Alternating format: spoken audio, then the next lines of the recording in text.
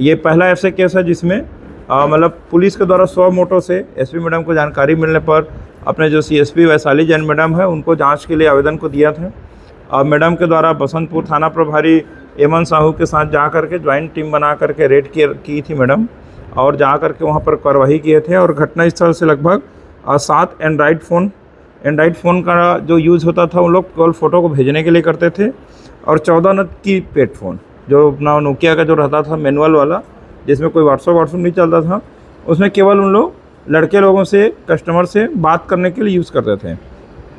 वैसे 9 नग register copy registration कराना रहता था, तो रजिस्ट्रेशन शुल्क रहता था, फिर रजिस्ट्रेशन कराते थे। उसके बाद अलग अलग पैकेज रहता था। लड़की से जैसे बात करना है तो उनके फैमिली वाले से मिलना है तो उनके फैमिली वाले से मिल करके कहीं पर बैठक कराना है, छोटा सा पार्टी टाइप का कराना है, तो शादी के संबंध में बात करना है, तो इस प्रकार से अलग अलग 3-4 पैकेज रखे थे। जो पैकेज का अलग अलग रेट था, किसी में 8,000, किसी में 15,000, 20,000, 25,000, 50,000, इस टाइप से पैकेज बना के रखे हुए थे। और ये लड़के लोग जब उसको बोलते थे मिलना है करके एकदम डेट फिक्स हो जाता था, तो पैकेज का भी ये लोग अपने जो स्कैनर है उसके माध्यम से फ़ोनपे के माध्यम से पैसा ले लेते थे स्कैनर के माध्यम से। और जो डेट लगभग फिक्स रहता था कि इस डेट में लड़की को मिलना है या मिलाना है करके, उस डेट के एक दिन पहले वो लोग मैसेज कर देते थे कि लड़की का जो पिता, भाई, माता या तो कोई बहुत ज़्यादा बीमार होकर के सीरियस हो गया अस्पताल में, या किसी के एक्सीडेंट हो गया, या दादी नानी कोई ख़त्म हो गया, जिसके कारण बहाना मार करके उस दिन के डेट में जो होने वाला जो मीटिंग था, बैठक होना था, वो कैंसिल हो जाता था। और उसके बाद फिर वो 15 दिन 20 दिन तक लगातार, चूँकि एडमिट है या एक्सीडेंट है तो बीमार है, तो अभी उन लोग शादी का प्लान अभी नहीं कर रहे हैं, अब उन लोग शादी के प्लान को कैंसिल कर दे रहे हैं। इस प्रकार से उनको झांसा दे करके धोखाधड़ी करते थे। और इसमें जो लड़की बनकर फ़ोन करते थे, ये जो मैरिज ब्यूरो में लगभग 10-12 लड़की लोग काम करते थे एज अ कॉलर, उन लोग ही अलग अलग लड़की बन करके कस्टमर लोग से कॉल करते थे। बनाकर अपन बात कर रहे हैं, उस लड़की का एक प्रकार से काल्पनिक नाम या छद्म नाम, और उस लड़की का एड्रेस, उम्र, बायोडाटा, MBA की है या जो भी पढ़ी लिखी है, ऐसा डिटेल करके लिखे थे। ऐसा 9 कॉपी भी मिला है। अभी तक थाना प्रभारी जो बसंतपुर है उन्होंने जो जांच किए हैं FIR करने के बाद, तो 37,69,000 रुपये इतना की राशि पिछले 1 साल में इनके अकाउंट में अलग अलग कस्टमर के द्वारा डालना पाया गया है। इस प्रकार से अभी तक कुल लगभग 38 लाख रुपए का ठगी 1 साल में ही किया गया है। अभी इसमें और जांच करेंगे तो हो सकता है अभी और बहुत सारे चीज़ पता चलेगा। इसमें जो घटना का जो मेन सूत्रधार था, और ये जो कंपनी है लव लाइफ रिश्ते मैरिज ब्यूरो, इसका जो मेन डायरेक्टर नेहा पाठक थी, जो अभी खड़ी थी आप पीछे में, और एक धर्मेंद्र मानीपुरी था जो एक को मालिक था। ये दोनों मेन मालिक हैं। इसमें जो काम करने वाले बाकी जो लड़कियां हैं उनके खिलाफ़ भी FIR किए हैं। उनको भी आने वाले समय में जैसे जैसे उनके खिलाफ़ सबूत मिलेगा, आने वाले समय में उनको भी अरेस्टिंग किया जाएगा। मेन जो डायरेक्टर के रूप में काम कर रहे थे और डायरेक्टर जो लाभ कमा रहे थे, ये दोनों हैं जिनको अरेस्ट करने में भी महत्वपूर्ण सफलता प्राप्त हुई है।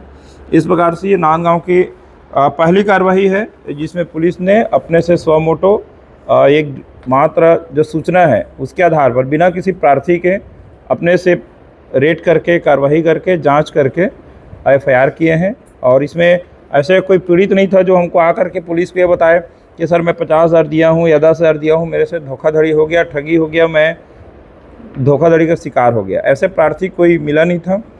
और इसको पूरा मेहनत करके CSP मैडम अपने वैशाली जैन मैडम है और थाना प्रभारी है, उनके द्वारा रेड करके त्वरित कार्रवाई की गई है। सूत्रों से जानकारी मिली थी, एक अज्ञात महत्वपूर्ण फैक्चुअल लेटर मिला था शिकायत टाइप का, जिसमें लिखा था कि सृष्टि कॉलोनी जो है राजनांदगांव में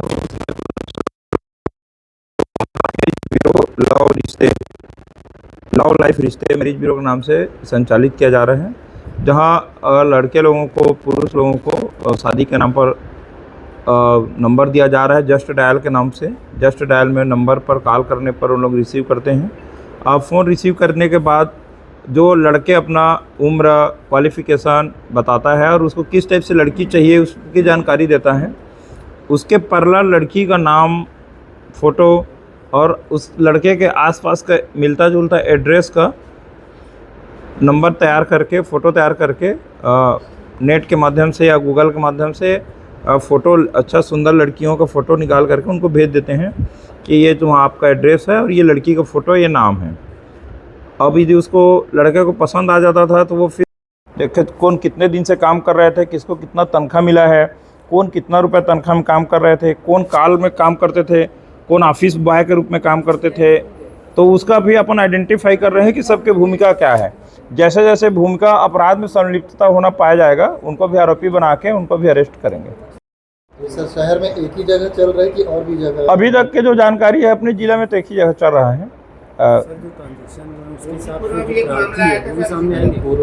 प्रार्थी को अब ट्रांजेक्शन के जैसे स्टेटमेंट तो ले लिए हैं। अब स्टेटमेंट में चूंकि सब ऑनलाइन डाले हैं पैसा, तो स्टेटमेंट में 2000, 4000, 5000 डाले हैं, तो उनको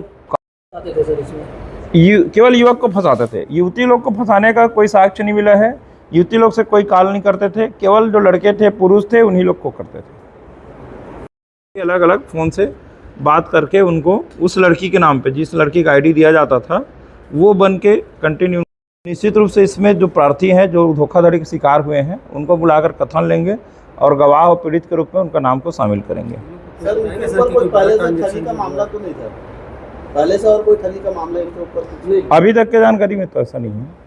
कोई जो सबसे बड़ा ट्रांजेक्शन, हाँ, उसी को देखेंगे नहीं एक करके। अभी टोटल तो 37,69,000 का आया है, कोई 50,000, 60,000 ऐसा टाइप का कोई होगा।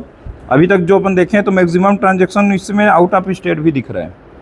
जो बाहर के राज्यों के लोग एड्रेस है, उनसे भी संपर्क करने का प्रयास कर रहे हैं कि आ करके सब बयान दे दें, ताकि हमारा केस जो है और अच्छा से अच्छा स्ट्रांग हो जाए।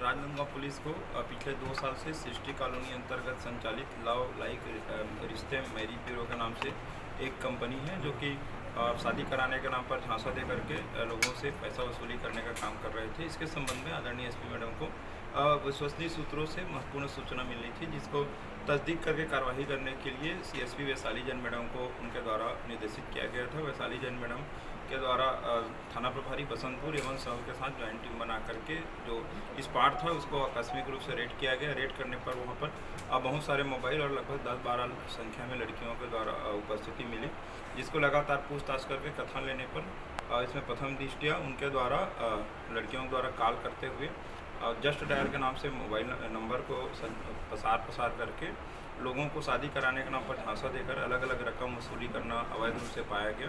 प्रथम दृष्टया उक्त प्रकरण में संज्ञेय अपराध घटित होना पाए जाने पर अपराध पंजीबद्ध करके थाना बसंतपुर में विवेचना किया गया। यहाँ सबसे महत्वपूर्ण उल्लेखनीय तथ्य यह है इस प्रकरण में कि इसमें किसी भी प्रकार के कोई प्रार्थी या पीड़ित के द्वारा कोई शिकायत नहीं किया गया था, न ही कोई प्रार्थी पीड़ित पुलिस के पास इसमें शिकायत करने आया था।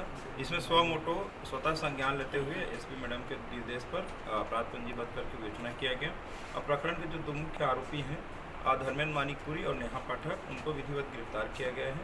प्रकरण में लगभग 16 मोबाइल जब्त किए गए हैं, कुछ रजिस्टर्ड दस्तावेज भी जब्त किए गए हैं और जिनको अभी एनालिसिस कर रहे हैं।